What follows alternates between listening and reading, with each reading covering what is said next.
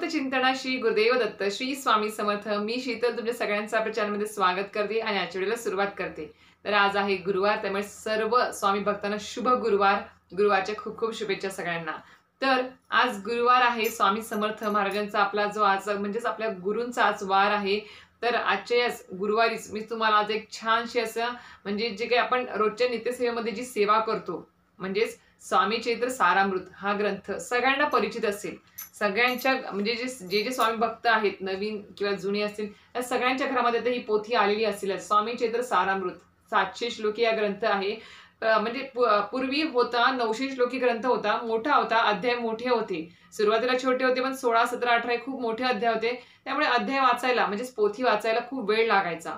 त्याच्यामुळे त्यानंतर आपल्या परमपूज्य गुरुमाऊलींनी या धकाधकीच्या जीवनामध्ये, या जे धावपळीच्या जीवनामध्ये प्रत्येक व्यक्तीला, प्रत्येक स्वामी सेवा भक्तांच्या सेवेकऱ्यांना या पोथीचं वाचन करता यावं, पारायण करता यावं, वेळेमध्ये त्यांच्या बसावं। म्हणजे जे काही धावपळीचं आता जे आपलं जग आहे त्या धावपळीच्या जगामध्ये त्यांच्याकडून सुद्धा ही सेवा घडावी म्हणून आपल्या परमपूज्य गुरुमाऊलींनी एवढा बारीक सुद्धा विचार करून आपल्यासाठी ही 700 श्लोकी म्हणजे छोट्या छोट्या अध्यायांमध्ये ही 700 श्लोकी पोथी आपल्यासाठी प्रकाशित केली होती। तर ही आता सगळ्यांकडे असेलच, कोणाकडे जुन्या पोथ्या असतील, कोणाकडे नवीन असतील, कोणाकडे ह्या पण असतील। तर याच आता नवीन आहेत सध्या तरी 700 श्लोकीच। तर हे स्वामी चरित्र सारामृत ग्रंथ काय आहे, म्हणजे हा ग्रंथ काय आहे, याच्यामध्ये काय आहे नेमकं असं की याचं एवढं महत्व आहे स्वामी चरित्र सारामृत ग्रंथाचं। त्याचबरोबर हा जो ग्रंथ आहे, हा ग्रंथ कोणी वाचावा, कसा वाचावा, याची पारायण कशी करावी आणि आपल्याला म्हणजे याची पारायण किती करता येतील, याच्याबद्दल संपूर्ण माहिती मी तुम्हाला आजच्या व्हिडिओमध्ये देणार आहे। त्याच्यामुळे आजचा व्हिडिओ अतिशय महत्त्वपूर्ण असणार आहे। या सर्व स्वामी भक्तांसाठी आजचा व्हिडिओ अतिशय महत्त्वपूर्ण असणार आहे, ज्यांना माहिती नाही आहे की स्वामींची नित्य सेवेमध्ये स्वामी चरित्र सारामृत ग्रंथाची आपण रोज किती अध्याय वाचायला हवे, नंतर किती पारायण करायला हवीत, त्याचबरोबर याचे म्हणजे कधी वाचावा, दिवसभरामध्ये काही नियम आहेत का, संपूर्ण माहिती आजच्या व्हिडिओमध्ये तुम्हाला मिळणार आहे। या महत्त्वपूर्ण ग्रंथाबद्दल माहिती भेटणार आहे, त्यामुळे नक्की व्हिडिओ पूर्ण बघा, मध्ये स्किप न करता बघा। तर सुरुवातीला स्वामी चरित्र सारामृत ग्रंथ हा आपल्या स्वामी समर्थ महाराजांच्या नित्य सेवेमधला अतिशय महत्त्वपूर्ण ग्रंथ आहे। अतिशय महत्त्वपूर्ण ग्रंथ। या ग्रंथामध्ये स्वामी समर्थ महाराजांच्या अद्भुत लीलांपैकी काही लीलांचे वर्णन केलेले आहे। अतिशय महत्त्व म्हणजे तुम्ही म्हणजे वाचाल ना त्यावेळेस तुम्हाला कळेल की स्वामी महाराजांनी काय काय लीला केलेल्या आहेत अद्भुत, आणि ते सगळं याच्यामध्ये दिलेलं आहे। सर्वप्रथम या स्वामी चरित्र सारामृत ग्रंथामध्ये किती अध्याय आहेत, तर टोटल 21 अध्याय आहेत। 1 ते 21 अध्याय आहेत। अतिशय छोटे छोटे असे अध्याय आहेत, एकही मोठा अध्याय नाही। लवकर 1 ते म्हणजे पाऊण ते 1.5 तासामध्ये तुमचं लवकर वाचन होईल। जे नवीन सेवेकरी आहेत, ज्यांना पारायण करायचं आहे, त्यांचं पारायण पूर्ण 1 ते 21 अध्याय पाऊण ते 1.5 तासामध्ये पूर्ण वाचून होऊन जातं। जुने सेवेकरी आहेत जे रोज वाचतात, त्यांनी तर तोंडामध्ये बसलेलंच असेल आणि सगळं म्हणजे मुखपाठ असेल स्वामी चरित्र सारामृत ग्रंथ हा, तर त्यांना तर खूप लवकर होत असेल, त्यांचा खूप लवकर म्हणजे खूप कमी वेळेत त्यांना हे पारायण होत असेल त्यांचं। तर सर्वप्रथम सांगायची माहिती म्हणजे याच्यामध्ये थोडक्यात मी तुम्हाला माहिती सांगते की याची माहिती काय आहे, हा ग्रंथ कसा प्रकाशित झाला, म्हणजे कसा प्रकाशित करण्यात आला, त्याबद्दल थोडक्यात तुम्हाला माहिती मी सांगते आता। तर स्वामी चरित्र सारामृत ही पोथी विष्णू बळवंत थोरात यांनी 1897 साली ही 21 अध्यायांची छोटी पोथी प्रकाशित केली होती। त्यानंतर इसवी सन 1915 आणि 1968 साली या पोथीच्या आवृत्त्या प्रसिद्ध झाल्या। त्याच मूळ प्रतीवरून कोणताही बदल न करता सद्गुरू परमपूज्य मोरे दादा यांनी 1972 साली दिंडोरी प्रणीत मार्गासाठी हा ग्रंथ प्रकाशित केला। तर अशा प्रकारे तुम्हाला कळालं असेल की हा ग्रंथ कसा प्रकाशित झाला। तर त्याचबरोबर तुम्हाला सांगितलंच की हा म्हणजे या ग्रंथाबद्दल खूप जणांच्या मनामध्ये शंका आहेत की हा ग्रंथ कोणी वाचावा, कसा वाचावा, म्हणजे कशी पारायण करावी त्याची, आणि म्हणजे दिवसभरामध्ये कधी वाचता येईल आम्हाला हा ग्रंथ। तर ह्याच्याबद्दल सर्वप्रथम मी तुम्हाला सांगेल की हा ग्रंथ सर्वप्रथम कोणी वाचावा। तर हा ग्रंथ सगळेजण वाचू शकतात, सगळे म्हणजे सगळेजण वाचू शकतात। लहान ज्यांना वाचता लिहिता येतं ते सगळेजण हा ग्रंथ वाचू शकतात। त्याचबरोबर आता हा ग्रंथ म्हणजे कधी वाचावा, दिवसभरामध्ये।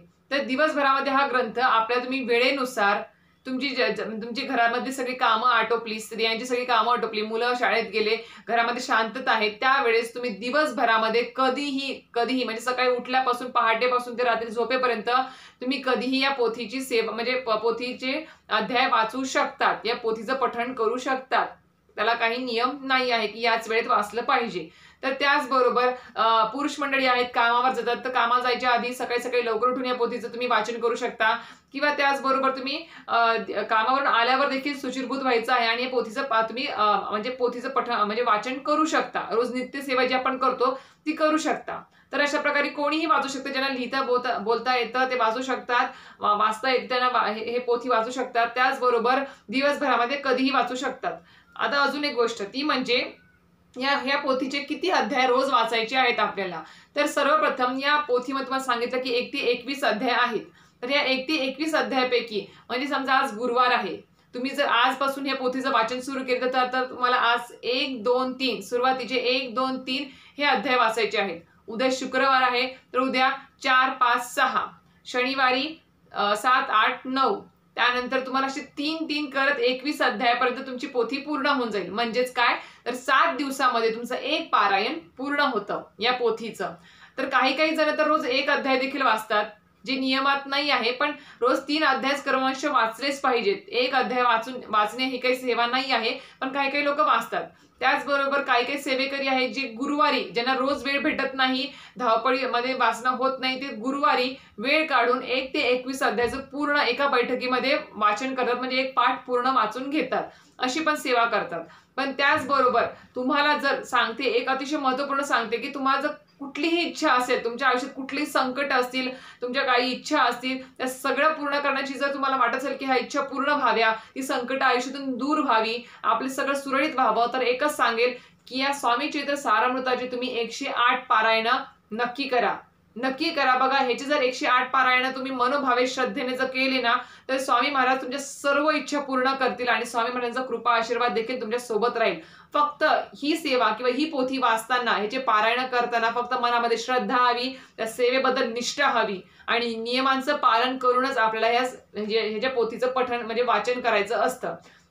आता त्यानंतर तुम्हाला म्हणजे तुम्हाला वाटेल की 3च अध्याय का वाचायचे, स्वामी चरित्र सारामृत ग्रंथाचे 3च अध्याय का वाचायचे रोज आपण. तर सर्वप्रथम तुम्हाला याचं पण माहिती सांगते मी की पहिला जो अध्याय असतो तो आपल्या भूतकाळासाठी, दुसरा अध्याय असतो तो आपल्या वर्तमान काळासाठी आणि तिसरा अध्याय असतो तो आपल्या भविष्य काळासाठी. तर अशा प्रकारे आपल्याला ह्या 3 अध्यायाचं क्रमशः आपल्याला रोज 3 अध्याय आपल्या रोजच्या नित्य सेवेमध्ये आपल्याकडून वाचन झालेच पाहिजे. आपल्या स्वामी समर्थ महाराजांच्या नित्य सेवा आपण म्हणतो, जी नित्य सेवा जी काही रोज जी आपण सेवा करतो स्वामी महाराजांची, त्याच्यामध्ये स्वामी समर्थ महाराजांचा जो षडाक्षरी मंत्र आहे श्री स्वामी समर्थ याला आणि स्वामी चरित्र सारामृतामधील म्हणजे जे ग्रंथ आहे याला, या 2 गोष्टींना खूप जास्त महत्व आहे. तेव्हाच आपल्या हातून रोजची नित्य सेवा ही घडत असते. रोज क्रमशः 3 अध्याय स्वामी चरित्र सारामृताचे आणि 11 माळी स्वामी समर्थ महाराजांचा जप. 1 माळ नाही, 2 माळ नाही, 11 माळी जप. 11 माळी जप का करावा त्याच्यावरती पण मी तुम्हाला व्हिडिओमध्ये माहिती सांगेल, पण 11 माळी जप हा झालाच पाहिजे आपल्याकडून, तरच तो सेवेकरी मानला जातो. तर अशा प्रकारे तुम्हाला कळालं असेल की ह्याची क्रमशः ज्यांना कोणाला नित्यसेवा सुरू करायची आहे, स्वामींची श्री स्वामी समर्थ महाराजांची नित्यसेवा रोज करायची आहे, आपलं म्हणजे स्वामींचा तुम्हाला गुरु मानून घ्यायची असेल तर रोजची ही नित्यसेवा आपल्या घरामध्ये झालीच पाहिजे. 11 माळी श्री स्वामी समर्थ महाराजांचा जप, श्री स्वामी चरित्र सारामृताचे क्रमशः 3 अध्याय, 1 माळ गायत्री मंत्र, 1 माळ नवाण्णव मंत्र आणि ज्या कुलस्त्री आहेत त्यांनी जे दुर्गा सप्तशती आहे त्याचे रोज 2 अध्याय क्रमशः वाचलेच पाहिजे. ते अध्याय वाचल्यामुळे दुर्गा सप्तशतीची आपल्या हातून कुलदेवीची सेवा घडते. मग तुमची कुलदेवी कोणी सुद्धा असू देत, 3.5 शक्तिपीठांपैकी त्यापैकी तुमच्याकडून ती सेवा रोज घडते कुलदेवीची. आणि पुरुष मंडळी असतील तर त्यांनी मल्हारी सप्तशतीचे पण 2 अध्याय रोज क्रमशः आपल्या नित्यसेवेत हे आवर्जून वाचायलाच हवे, जेणेकरून आपले जे खंडोबा महाराज जे आपले कुलदैवत आहेत त्यांची सेवा घडत असते. त्याच्यामुळे ही सेवा आपल्या हातून रोज झालीच पाहिजे, तरच स्वामी महाराज आपल्या सोबत राहतील. आणि ही नित्य सेवा केल्यामुळे काय होतं, तर ही नित्य सेवा केल्यामुळे एक कवच कुंडल आपल्या सोबत राहतं, 24 घंटे सोबत राहतं. कारण की ह्या कवच कुंडलामुळे कुठलीही वाईट शक्ती, वाईट बाधा आपल्या जवळ सुद्धा फिरकू शकत नाही. आणि स्वामी समर्थ महाराज 24 घंटे आपल्या सोबत आपले संरक्षण करत असतात, आपल्या सोबत असतात. अनुभूती घ्या, मी शपथ सांगते, अनुभूती घ्या तुम्ही. आज 9 ते 10 वर्ष झाली आहेत मी या मार्गामध्ये आहे. स्वामी समर्थ महाराजांच्या रोजची नित्यसेवा आम्ही करतो. माझ्या घरातले माझे मिस्टर असेल, मी असेल, आम्ही रोज नित्यसेवा करतो. नित्यसेवा केल्याशिवाय काय स्वामी महाराजांना जो घरामध्ये आम्ही जो काही अन्न बनवतो, जे काही स्वयंपाक करतो ते पूर्ण स्वामींना दाखवल्याशिवाय आम्ही अन्न सुद्धा ग्रहण करत नाही. एवढे आम्ही कडक नियम पाळूनच आम्ही स्वामी समर्थ महाराजांचा हा मार्ग स्वीकारलेला आहे. याच्यामध्ये कुठल्याही नियमांचं उल्लंघन करत नाही. मांसाहार आम्ही घरामध्ये करत नाही, कोणीही करत नाही. आणि एकच सांगेल की मांसाहार करू नका. आता कोणाला वाटेल की ताई आम्ही मांसाहार करतो तर आम्ही स्वामींची नित्यसेवा करावी का? तर एकच सांगेल, सुरुवातीला तुम्ही या मार्गात या, नाही म्हणणार नाही, या. आणि असं तुम्हाला असं वाटत असेल, शंका पण असेल की स्वामी समर्थ महाराजांच्या मार्गामध्ये मांसाहार करायला वर्ज्य आहे. हो, खरंच सांगेल, खोटं सांगणार नाही. स्वामी समर्थ महाराजांच्या मार्गामध्ये मांसाहार करायला वर्ज्यच आहे. मांसाहार करणे हे योग्य नाही आहे. हा, सुरुवातीला तुम्ही करत आहात पण तुम्हाला सोडायची इच्छा आहे. आणि त्याचबरोबर स्वामी समर्थ महाराजांचा मार्ग सुद्धा तुम्हाला स्वीकारायचा आहे, स्वामींची सेवा करायची आहे, पारायण करायची. तर तुम्ही सुरुवातीला तुम्हाला थोडंसं अवघड जाईल तुम्हाला मांसाहार सोडायला. पण हळूहळू जशी जशी तुमची ही सेवा, नित्यसेवा, पारायण वाढत जातील, तुमची सेवा वाढत जाईल, तुमचा सेवेचा बँक बॅलन्स वाढत जाईल, तुमची हळूहळू तुम्ही स्वतःहून अनुभव घेताल की काही महिन्यांमध्येच, काही दिवसांमध्येच तुमची सेवा वाढल्यामुळे तुम्ही स्वतःहून मांसाहाराकडे बघणार सुद्धा नाही. तुम्हाला स्वतःहून तुम्ही मांसाहार सोडून द्याल. एवढी शक्ती या सेवेमध्ये आहे. त्याच्यामुळे मांसाहार जरी करत असाल पण सोडायची इच्छा आहे तर नक्कीच सांगेल की या मार्गामध्ये या. एवढे कठीण काही नियम नाही आहेत, खरंच नाही आहेत. फक्त हा जो मार्ग आहे तो खरंच सांगते तो अनुभूती देणारा मार्ग आहे. खूप लोकांना अनुभूती आलेल्या आहे स्वामी समर्थ महाराजांच्या. तुम्ही एकदा अनुभव ऐका, केंद्रामध्ये जाऊन तुम्ही मार्गदर्शन ऐका किंवा गुरुपीठाला गेले तिथे जाऊन अनुभव ऐका. अक्षरशः अंगावर शहारे येतील एवढे अनुभव, दिव्य प्रचिती स्वामी समर्थ महाराजांनी दिलेले आहेत आपल्या भक्तांना, सेवेकरांना. फक्त आपली सेवेबद्दल, या सेवेबद्दल निष्ठा हवी, श्रद्धा हवी, बस. तुम्हाला आता कळालं असेल की कोणी वाचावा, कसा वाचावा तुम्हाला सांगितलं आहे. कधी वाचावा, दिवसभरात कधी वाचू शकता. मांसाहार करणाऱ्यांनी सांगितलं आहे की तुम्ही मांसाहार जर करत आहात तर मांसाहार करू नका. आणि ज्या दिवशी तुमच्या घरामध्ये मांसाहार होतो त्या दिवशी ही नित्यसेवा करू नका.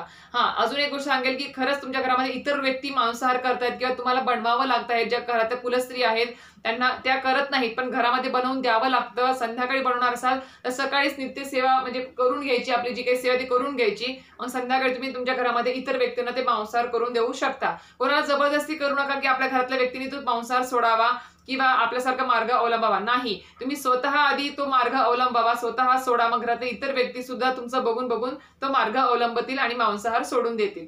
तर अशा प्रकारे अतिशय महत्वपूर्ण हा स्वामी चरित्र सारामृत ग्रंथ आहे आपल्या नित्यसेवेमधला. सगळ्यांनी सांगेल की ही नित्यसेवा रोज आपल्या घरामध्ये करा आणि तुमचं बघून तुमची मुलं सुद्धा या सेवेमध्ये सेवा करायला त्यांच्यामध्ये आवड निर्माण होईल. एक माळ करायला सुरुवात करतील मुलं, पण कुठे ना कुठेतरी वाचायला शिकले की स्वामी चरित्र ग्रंथाचं पोथी सुद्धा ते वाचायला सुरुवात करतील. तर अशा प्रकारे दिव्य अनुभूती देणारा आणि स्वामी समर्थ महाराजांच्या लीलांचे वर्णन केलेला असा हा 700 श्लोकी स्वामी चरित्र सारामृत हा ग्रंथ जो आहे तो रोज सगळ्यांनी आपल्या नित्यसेवेमध्ये पोथीचं पठण करा आणि अनुभूती घ्या. खरंच सांगते, अनुभूती घ्या. आम्हाला स्वतःला अनुभूती आलेली आहे आणि सगळ्या तुमचे जे काही संकट, त्रास आहे ते सगळं निवारण्याचं काम या एका स्वामी चरित्र सारामृत ग्रंथामध्ये आहे. अतिशय महत्वपूर्ण आणि प्रभावशाली अशी ही पोथी आहे. रोज नित्यसेवेमध्ये तुम्हाला सांगितलं आहे 11 वाणी जप, स्वामी चरित्र सारामृताचे 3 अध्याय क्रमशः आपल्या हातून ही सेवा घडलीच पाहिजे आणि त्याचबरोबर पंचमहायज्ञ सुद्धा आपल्यातून झालंच पाहिजे. अशा प्रकारे तुम्हाला आता कळालं असेल की स्वामी चरित्र सारामृत ग्रंथ हा कसा वाचावा.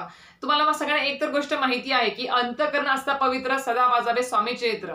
तर याच्यावरून तुम्ही ओळखून घ्या की जर तुमचं अंतःकरण पवित्र आहे ना तर नक्कीच कधीही दिवसभरामध्ये तुम्ही वाचा, कधीही वाचा, दुपार, सकाळ, संध्याकाळ, रात्री कधीही वाचा, त्याला वेळेचं बंधन नाही. आणि ज्यांना वाचता येत नाही त्यांनी फक्त ऐकलं तरीही त्याचं पुण्यफळ प्राप्त होईल, कारण की त्यांना वाचता येत नाही. त्याच्यामुळे तेवढं तरी त्यांना पुण्य प्राप्त होईल. ती स्वामी चरित्र सारामृत पोथी जी आहे तुम्ही युट्यूबला लावून द्या, क्रमशः 3 अध्याय रोज ऐका, त्याने सुद्धा तुम्हाला सेवेचं फळ प्राप्त होऊन जाईल. फक्त मनामध्ये श्रद्धा ठेवा, स्वामी महाराजांवरती विश्वास ठेवा की नक्की स्वामी महाराज आपल्याला ज्या काही आपल्या आयुष्यामध्ये संकट आहे, त्रास आहे त्यातून नक्की आपल्याला बाहेर काढतील. आणि कधीही कुठलंही संकट, दुःख आपल्या आयुष्यामध्ये जरी आलं तरी स्वामींची नित्य सेवा कधीही सोडू नका, स्वामी महाराजांचं नामस्मरण कधीच सोडू नका.